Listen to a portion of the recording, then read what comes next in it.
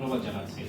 আমি আরো আন্তরিক ধন্যবাদ জানাচ্ছি যে সমস্ত সাংবাদিকরা আজকে আমাদের অনুষ্ঠানকে কভার করেছেন এবং তাদের মাধ্যমে রোহিঙ্গা সংক্রান্ত আজকের অনুষ্ঠানের মূল বক্তব্য সেটা দেশ এবং আন্তর্জাতিক পর্যায়ে পৌঁছে যাবে বলে আমি বিশ্বাস করি।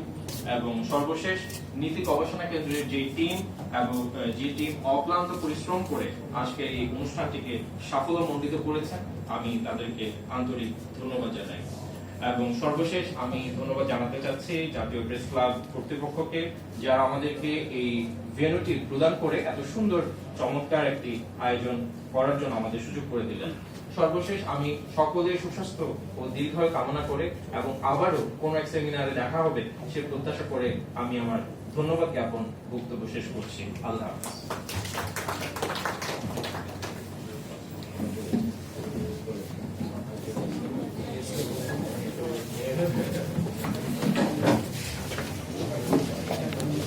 দর্শক, আলোচনা অনুষ্ঠান এখানেই শেষ।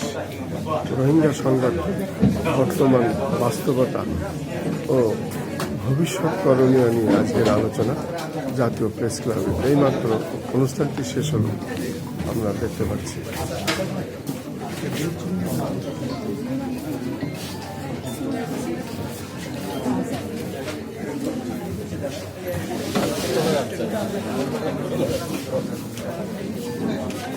ওরা নিয়ে নিক একটা। আচ্ছা, তোমরা